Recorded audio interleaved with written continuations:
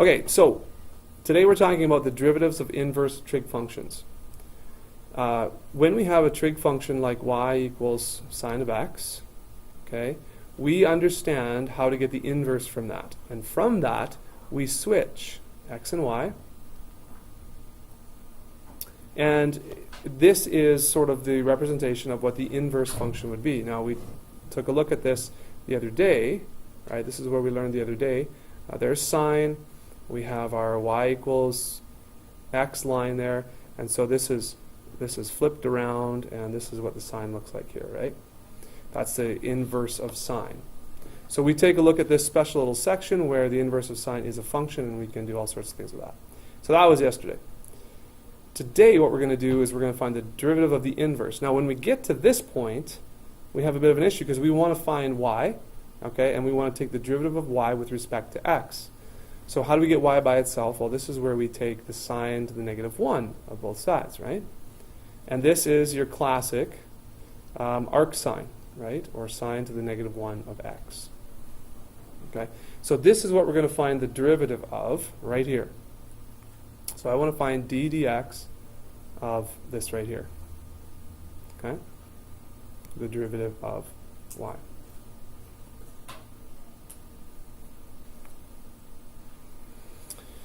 Okay, so in order to do that,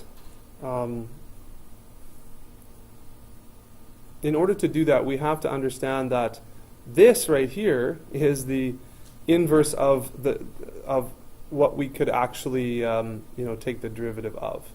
Okay, so we don't really want to take the derivative of sine to the negative 1 because we don't know what that is. We're trying to find that.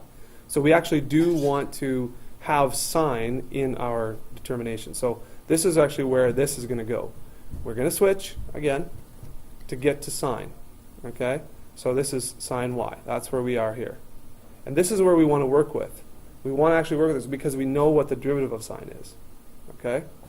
And so when we take the derivative of this, and I know I kind of went backwards there, it seemed like, but the derivative of x is what? With respect to x is 1. The derivative of sine of y with respect to x, now we have to think about this as a chain rule. So the outside function is sine, inside is y. So the derivative of sine is the derivative of sine is cos, right? Cos of y. The inside function is y. It's not the preferred variable, so now we multiply by y prime. So y prime, which is the goal here, right? dy dx, y prime. And I'm sorry, I mixed up my Leibniz and Newton notation there. But y prime is 1 over cos y. Okay. Hopefully we've got this sort of straight here. This is what we started with. We don't know what the derivative of this is. We're trying to find that. So let's write it in terms of sine, which we know the derivative of. The only problem is we have to do implicit differentiation. So this is what we've got. Now, we don't want this in terms of y. We want it in terms of x. So how can we write this in terms of x? Okay, well, what's an identity that we know that relates sine and cos, let's say? What's the identity that relates sine and cos? Do you remember that? Yep, Pythagorean, right? So we've got, change colors here, we've got sine squared, and if we're dealing with y here, let's just write it as y. Sine squared y plus cos squared y equals 1. Okay, so we know that. And why is that important? Well, here's a cos y, and if I can relate that to sine y, you see I actually have sine y over here. So maybe I can kind of merge the two together and rewrite this cos y in terms of something to do with x. So cos y then is going to be this. Cos of y is going to be the square root of 1 minus sine squared y. Okay.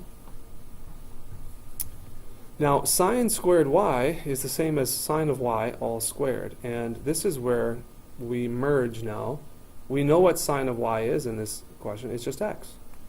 So cos of y, we can write this in terms of x, and that's just 1 minus x squared. Okay? So I'm doing a little fancy footwork here, fancy math identity footwork here. But what this is going to do for us is going to allow us to write the derivative of the this right here, the inverse, the arc sine, the derivative of the arc sine. So dy dx is going to be 1 over, what's cos y? Root 1 minus x squared.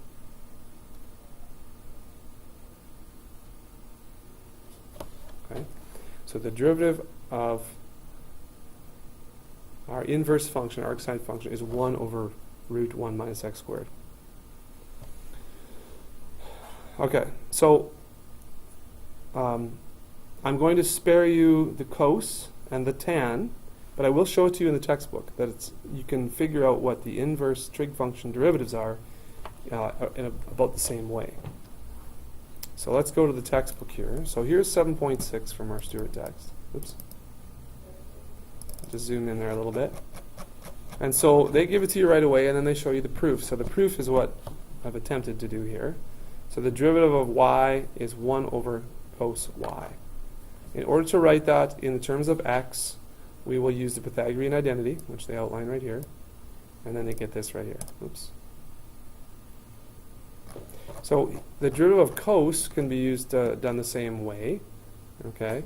So you take y equals cos to the negative 1 of x, you switch around the variables, you differentiate implicitly, and then you get negative 1 over sine y, which if you manipulate the same Pythagorean identity, gives you negative 1 over root 1 minus x squared. The tan's maybe just a smidge bit different, but it can be done the same way. The derivative of tan is secant squared x, and secant squared y in this case. And so to get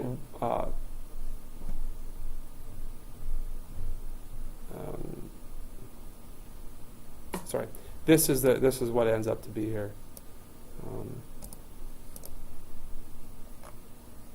Yeah, I was going to say something about that, but I can't remember what I was going to say. I'm not going to go through the cos or the tan one. So anyway, so here they are. So make sure you have these written down. And I am going to give you a sheet right now that has a list of 20-some derivatives so that you can use, and stuff that we haven't even covered yet. But it'll be a sheet that you can use. So here are the derivatives of the trig functions. So we're going to do this question together as well, just so we can kind of have an idea. There's a bit of a tricky something at the end there too. Okay.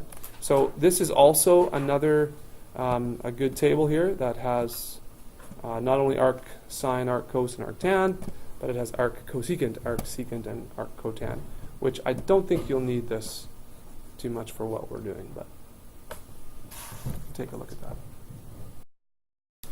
Okay, so here's our example that we're going to do for this lesson. It's a bit of a shorter lesson, I think. So if we have arc sine, really is what this is, right?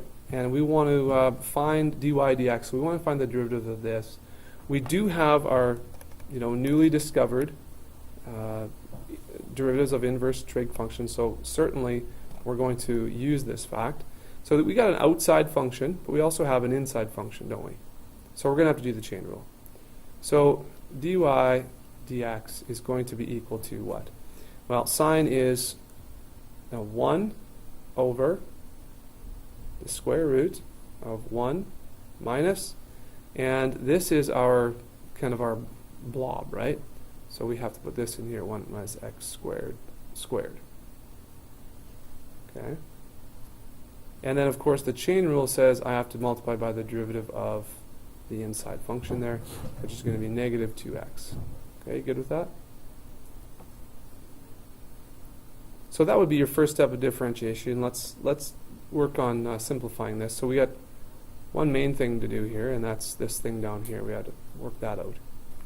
So if we square that, right? If you want to write it out, you can, but so that's going to be 1 minus x squared and minus another x squared, so that's minus 2x squared, and then plus x squared.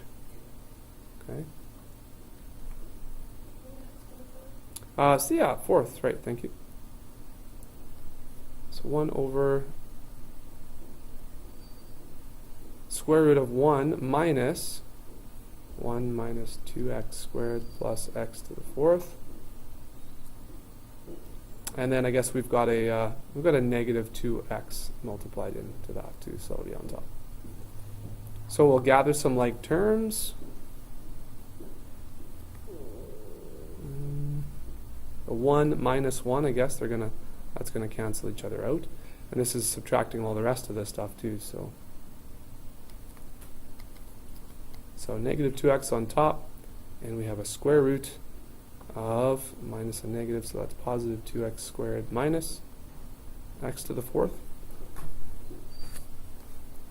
So the tricky part comes now when you have something like this. You see in the denominator here, we have, certainly this is something we could factor, and we can factor an x squared out. So what happens when you take an x squared out and you're left with this? And it's underneath a root sign. Well, it would appear that this factor of x squared really should come out as an x, right? So that's possible, but what you have to also know is that this x, because it's a squared inside there, it could be a positive or negative. Because this is a squared, it's always going to be positive, but the actual value of x could be positive or negative. So what you're going to do is you're going to bring that out, but if you bring an x squared out from underneath a root sign, it has to be absolute value of x, which does actually affect your answer, and I'll show you how that works. So absolute value of x here.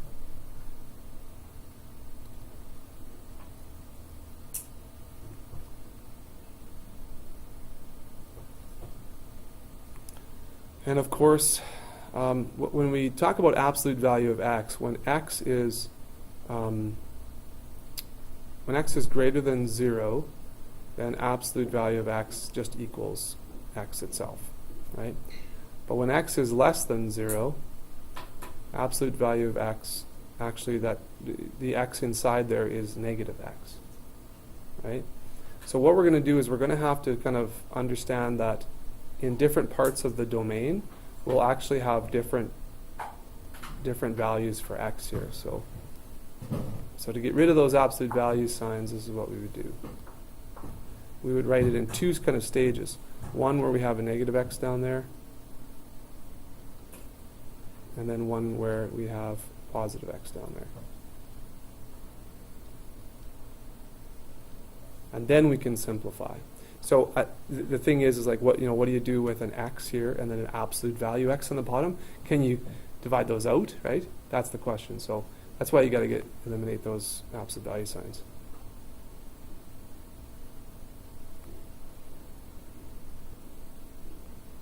So so these x's cancel out, and so do the negatives. So we have 2 over there as one answer, and then negative on the other side.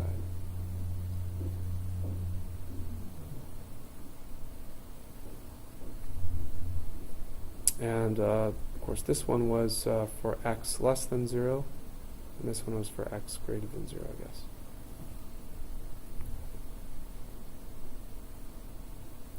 And x equals 0 is restricted value, right? Because we have looks like -0, yeah.